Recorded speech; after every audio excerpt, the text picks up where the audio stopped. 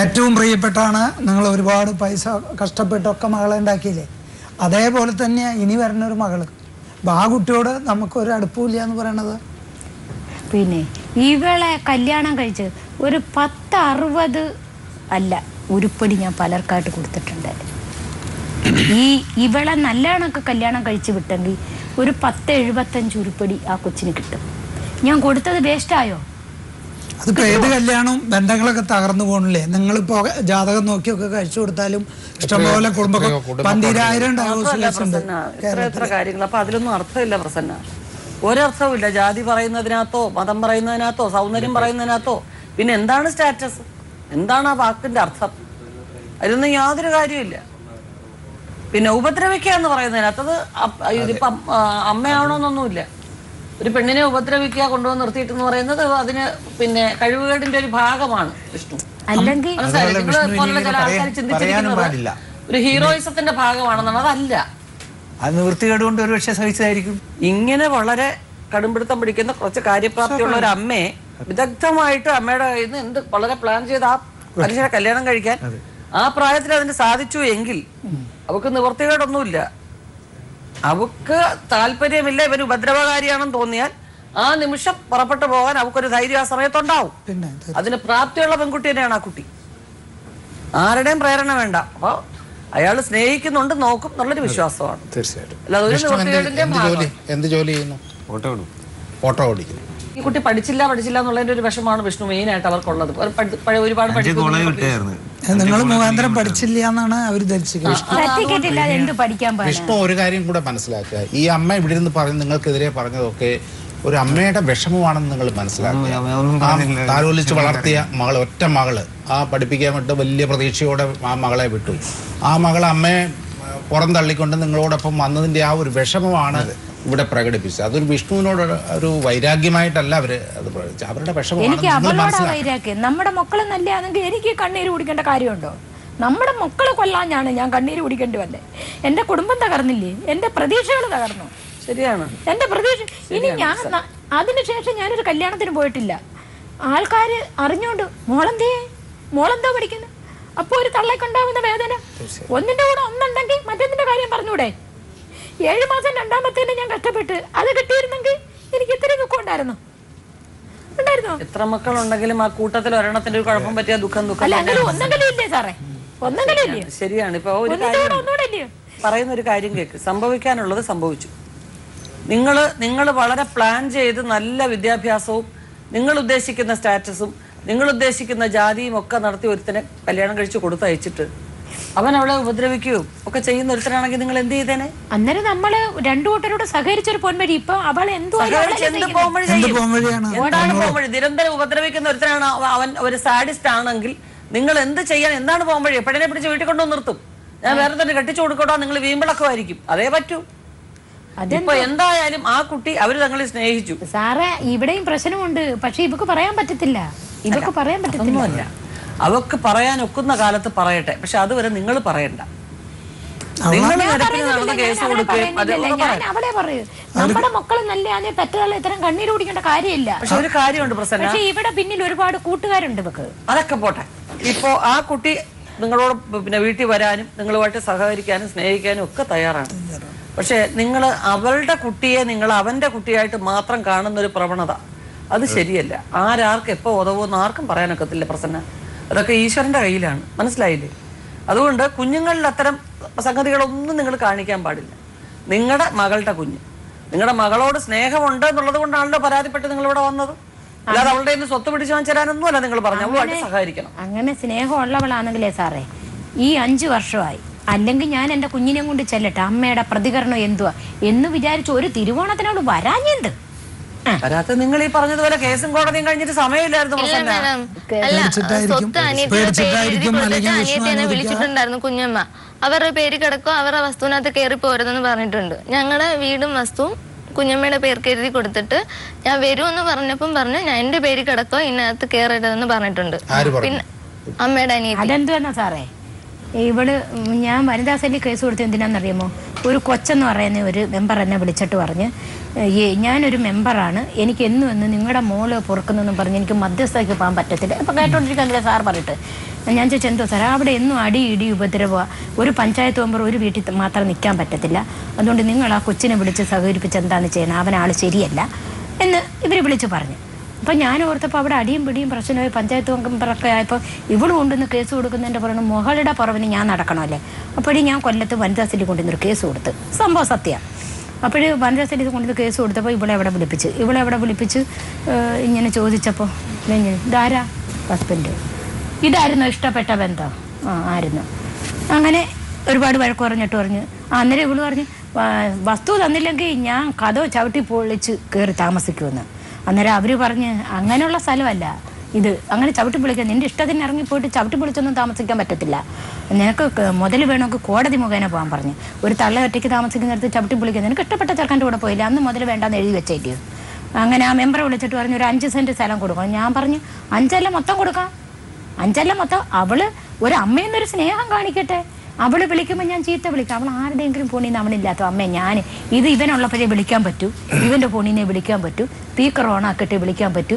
അപ്പോഴേ നമുക്ക് തള്ളേമൊക്കെ പറയണ്ടേ? അവൾ ആരുടെയെങ്കിലും കയ്യിൽ നിന്നൊരു ഫോൺ മേടിച്ച് എന്നെ ഒരു ദിവസം ഒന്ന് വിളിക്കാന്ത്? അമ്മേ ഞാൻ ഒറ്റയ്ക്കേ ഉള്ളൂ ഇവിടെ, എൻ്റെ ജീവിതം അല്ലേ നല്ലതാ അല്ലേ സുഖമാണ് എന്ന് എവിടെ എന്നെ ഈ 5 വർഷത്തിനകം ഒന്ന് വിളിക്കാൻ? വീട്ടിൽ എന്നും ഒരാളെ പറഞ്ഞു വിടുമായിരുന്നു. എല്ലാ ഞായറാഴ്ചയും വീട്ടിലില്ലാത്ത സമയത്ത് ബാബു എന്ന് പറയുന്ന ഒരാളെ വീട്ടിൽ പറഞ്ഞു വിടും. എന്റെ മോള് സത്യം സാറേ പറഞ്ഞു വിടും. ഞങ്ങളുടെ പുന്നിക്കോട്ട വീട്ടിന്റെ ഓപ്പോസിറ്റ് വാടകയ്ക്ക് താമസിച്ചിരുന്ന ആളാണ്. അയാളെ എന്നും പറഞ്ഞു വിടും. അമ്മ തിരിച്ചു ചെല്ലണോന്ന് പറയാനും ഒക്കെയാണ് അമ്മ പറഞ്ഞു വിടുന്നത്. പക്ഷെ അങ്ങാരെ എൻ്റെ അടുത്ത് വന്ന് പറയുന്നതെന്ന് വെച്ചാൽ നീ സഹകരിച്ചിരിക്കും, ഞാൻ എങ്ങനെയും സ്വത്ത് നിനക്ക് മേടിച്ചു തരാം എന്ന് പറഞ്ഞ് അങ്ങാരെ എൻ്റെ അടുത്ത് വരുന്നത്. എന്നിട്ട് ഫോൺ വിളിച്ചു തരും. ഇടയ്ക്കിടയ്ക്ക് ആയപ്പം പിന്നെ അത് നിർത്തിച്ചതാ. അവിടുത്തെ നാട്ടുകാർക്ക് ആർക്കും അങ്ങനെ ഇഷ്ടമല്ല.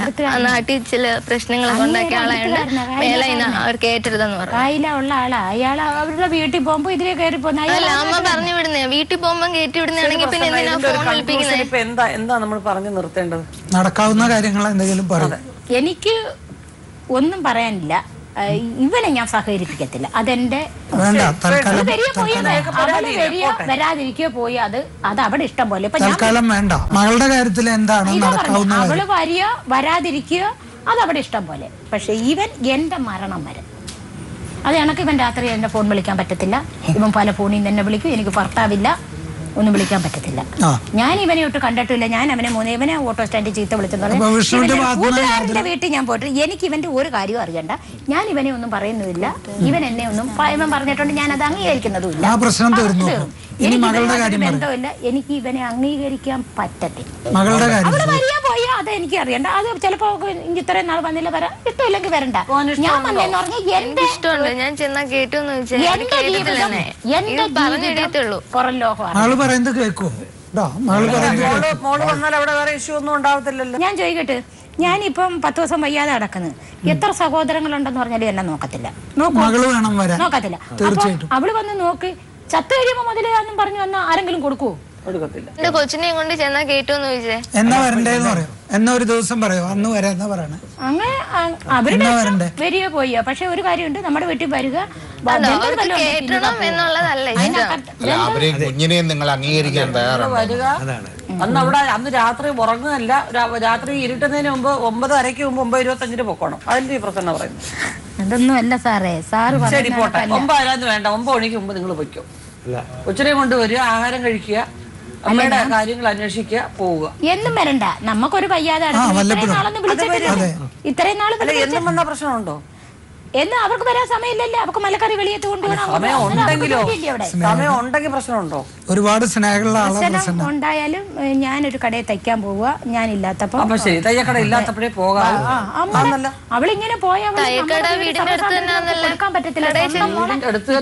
അവളെ ഞാൻ വിശ്വസിച്ച്, അവളെ എന്റെ വിശ്വാസം ലംഘിച്ച് പോയാൽ വിശ്വസിച്ച് അവളെ ഞാൻ പരിക്കത്ത് അങ്ങനെ കയറ്റും. എപ്പോ ആഴ്ചയിൽ എത്ര ദിവസം വരാൻ വല്ലതും ഉണ്ടോ? അങ്ങനെയൊന്നുമില്ല. ഞായറാഴ്ച കാണാൻ വന്നാൽ അവ ഇഷ്ടമുണ്ടെങ്കിൽ വരിക, പോവുക, അത്രയേ ഉള്ളൂ. എല്ലാ ഞായറാഴ്ചയും വരട്ടെ തൽക്കാലം. അല്ല, ഈ കൊച്ചു അവിടെ വന്നിരിക്കുന്നത് നിങ്ങൾക്ക് വല്ല ബുദ്ധിമുട്ടുണ്ടോ? കൊച്ചെവിടെ ഇരുന്നോട്ടെ, അത് കഴിയില്ല എനിക്ക്. പ്രശ്നമൊന്നുമില്ലല്ലോ. അവിടെ വന്ന് കുറച്ചൊന്ന് അമ്മയുടെ അടുത്ത് ഇരിക്കാനൊക്കെ ഒന്ന് അവിടെ ചെന്നിരിക്കും. ഒന്ന് കയ്യുമ്മ പിടിച്ചാ തീരും. ഇപ്പൊ അവിടെ അമ്മയുടെ അടുത്ത് പോയിരിക്കും. ഉള്ളിൽ സ്നേഹം തന്നെയാണ്.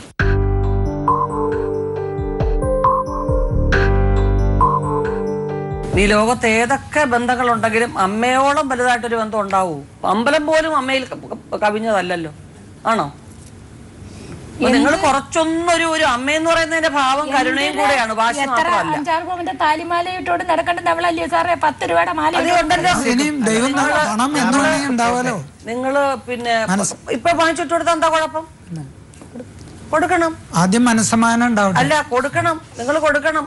കൈ പൈസ ഉണ്ടെങ്കിൽ ആ കൊച്ചിന് മാല വാങ്ങിച്ചിട്ട് കൊടുക്കണം. നിങ്ങൾക്ക് വേറെ മക്കളില്ലല്ലോ മാല വാങ്ങിച്ചിട്ട് കൊടുക്കാൻ. മേടിച്ച് കൊടുത്തത് കാണട്ടെ ആദ്യമേ. അത് കൊണ്ട് വെച്ചിട്ടുണ്ടല്ലോ പഴയ കാര്യങ്ങളല്ലേ പോയില്ലേ. ഇനിയിപ്പം ഇനിയുള്ള ഭാവി കാര്യങ്ങളെ കുറിച്ചിട്ടാണ് നമ്മളിവിടെ ഡിസ്കസ് ചെയ്യേണ്ടത്. മനസ്സിലായോ? അപ്പൊ അങ്ങനെ ഒരു തീരുമാനത്തിലേക്ക് ഇവരെ ഇടയ്ക്കിടയ്ക്ക് പോയി കാണാൻ ഒരു സമയം നിശ്ചയിക്കേണ്ട ആവശ്യമുണ്ടോ? മകൾ സാർ, ഇതിനൊരു തീർപ്പ് പോലും നമ്മൾ ആക്കണമെന്നില്ല സാർ. ഇതിന് യാതൊരു കാര്യമില്ല. ഇതെന്ന് വെച്ച് കഴിഞ്ഞാൽ അവരെ സംബന്ധിച്ചിടത്തോളം അധികാരപൂർവ്വം പിന്നെ ഉത്തരവാദിത്തപ്പെട്ട ആൾക്കാരുടെ ഭാഗത്തുനിന്ന് നല്ല രീതിയിൽ ഒരു തീരുമാനങ്ങൾ ഉണ്ടാവണം എന്നുള്ള ഒരു ആഗ്രഹം ഉണ്ടായിരുന്നു. അത്രേ ഉള്ളൂ. എനിക്ക് തോന്നുന്നു മകൾ അടുത്ത് വന്നിരുന്നപ്പോഴത്തന്നെ ഞങ്ങളുടെ വീട്ടിൽ വന്നെന്ന് വിചാരിച്ചു. ഇവൻ ഞങ്ങളുടെ വീട്ടിൽ കയറി അയാളെ കുറിച്ച് സംസാരിക്കേണ്ട പ്രസന്ന, അയാളെ കുറിച്ച് സംസാരിക്കേണ്ട. പ്രസന്നയ്ക്ക് അയാളെ താല്പര്യമുണ്ടോ ഇല്ലയോ? പ്രസന്നയുടെ മകളുടെ ഭർത്താവാണ്. അവൾ പ്രസവിച്ച കുഞ്ഞിന്റെ അച്ഛനാണ്. നിങ്ങളുടെ അംഗീകാരം അയാൾക്ക് ആവശ്യമില്ല. അമ്മയുടെ കയ്യിൽ നിന്ന് പിടിച്ച് അമ്മയല്ലേ ഒരു കിട്ടിയില്ലല്ലോ എന്നുള്ള സങ്കടവും കൈ തുറന്നൊന്ന് പിടിക്കൂ സാറേ. പ്രതീക്ഷകളെല്ലാം എന്റെ തകർത്തിട്ട്. ഇവര് ചെറുപ്പമല്ലേ, അവരധ്വാനിച്ചതിലെ അമ്മ ഉദ്ദേശിച്ചാൽ അധികം ഒരു നല്ല നിലയിൽ എത്തിച്ചേരാൻ സാധിക്കും. അപ്പം മകളെയും കൊണ്ട് ചെറുമകളെയും കൊണ്ട് കൂട്ടിക്കൊണ്ട് വേണം പോകാനായിട്ട്. ഇടയ്ക്ക് പോവൂ, വീട്ടിലേക്ക് പോവൂ. ഏതാ ഇതിനകത്ത് ഉണ്ട് സാർ. ഇതിനകത്ത് മെലോഡ്രാമയുടെ യാതൊരു ആവശ്യമില്ല സാർ. കാര്യങ്ങൾ വളരെ ക്ലിയർ കട്ടാണ്. വെറുതെ ഒന്നും ഒരു കുഴപ്പമില്ല. ആ പയ്യൻ നല്ല പയ്യനാണ്. അവന് നിങ്ങളോളം വാശി അല്ലെങ്കിൽ നിങ്ങളിൽ പകുതി വാശി ഉണ്ടെങ്കിൽ നീ പോണ്ടേ അവിടെ നിന്നില്ലെന്ന് പറഞ്ഞാൽ അവളവിടെ നിൽക്കും.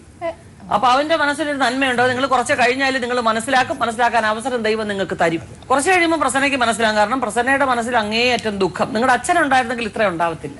കാരണം സപ്പോർട്ടിന് ഉണ്ടല്ലോ, ഉണ്ട്, അച്ഛൻ കൂടെ ഉണ്ട് എന്നുള്ളൊരു ധൈര്യം ഉണ്ടായിരുന്നു. അദ്ദേഹവും പോയി, വേറെ ആരും ഇല്ല എന്നുള്ള ഒറ്റപ്പെട്ടു പോയതിന്റെ വിഷമമാണ്. പിന്നെ സൂര്യ എപ്പോ സമയം കിട്ടുന്നോ സൂര്യോടെ പോകണം. കൊച്ചിനെ അവിടെ നിർത്തണം. വിഷ്ണു ഒരു കാരണവശാലും അതിനൊരു കാലത്ത് വിഷ്ണു ഒരു തടസ്സമാകരുത്. ഇപ്പൊ ഈ പറയുന്ന കാര്യങ്ങളൊന്നും കണക്കാക്കണ്ട. അതൊക്കെ എന്ന് പറഞ്ഞു കഴിഞ്ഞാൽ നമ്മള് കുറച്ചുകൂടെ മുതിർന്ന് നമ്മുടെ കുഞ്ഞുങ്ങൾ വളരുമ്പോൾ നമുക്ക് മനസ്സിലാവും അതിന്റെ അർത്ഥം. മനസ്സിലായില്ലേ? അങ്ങനെ വിചാരിച്ചാൽ മതി. ഇതൊക്കെ മാറും, ഈ കാര്യങ്ങളൊക്കെ മാറും. പിന്നെ അവകാശം എഴുതിയൊക്കെ എന്തെല്ലാം ആരൊക്കെ വാങ്ങിച്ചാലും അവകാശി എന്ന് പറയുന്നത് മകള് തന്നെയാണ്. അവര് മകളെ മരിക്കുമ്പോ ഒന്നും കണക്കാക്കണ്ട കേട്ടോ. കുറച്ച് കഴിയുമ്പോ വിഷ്ണുവിനെ ഈ അമ്മ തന്നെ വിളിക്കും, വരാൻ പറയും. അതെല്ലാം ഉണ്ടാവും. അല്ല, വിളിക്കാനും വിളിക്കാതിരിക്കാനും ഒരു അവസരം ഈശ്വരനാണ് തരുന്നത്. നമ്മൾ എന്തിനെ നിഷേധിക്കുന്നു അതിനെ തന്നെ നമ്മൾ നമിക്കേണ്ട അവസ്ഥ വരുത്തുന്നതും ഈശ്വരൻ തന്നെയാണ്. അതുകൊണ്ട് നമ്മൾ അതിനെ ഇപ്പോഴത്തെ വിദേശം കണക്കാക്കേണ്ടത്. നിങ്ങൾ അത് അർഹനാണ്. അവരവരുടെ മകളെ നിങ്ങൾ ഏത് അവസ്ഥയിലാണ് നിങ്ങളുമായിട്ട് ജീവിക്കാൻ വന്നതെന്നൊക്കെ ഉള്ള കാര്യങ്ങൾ ചിന്തിക്കുമ്പോൾ നമുക്ക് മനസ്സിലാവും പോട്ട കുഴപ്പമില്ല എന്നുള്ള വിവരം മനസ്സിലാവും. സൂര്യ അമ്മയെ കാണാൻ പോകുന്നതിനെ സംബന്ധിച്ച് വിഷ്ണുവിന്റെ അഭിപ്രായം എന്താ? അയാൾക്ക് കുഴപ്പമൊന്നുമില്ല, എതിർപ്പൊന്നുമില്ല. നോക്കൂ, അങ്ങനെയുള്ള യാതൊന്നുമില്ല ഇതിനകത്തിപ്പം. വേറെ അങ്ങനെ യാതൊരു ഇഷ്യൂസ് ഒന്നുമില്ല സാർ, ഒന്നുമില്ല. അപ്പൊ അങ്ങനെ പറഞ്ഞു തീർക്കുന്നു. മനസ്സിലായില്ലേ? പ്രസന്ന ഒരു കാരണവശാലും ഇനി ആരെയും തേജോവധം ചെയ്യുന്ന രീതിയിൽ സംസാരിക്കരുത്. മനസ്സിലായില്ലേ?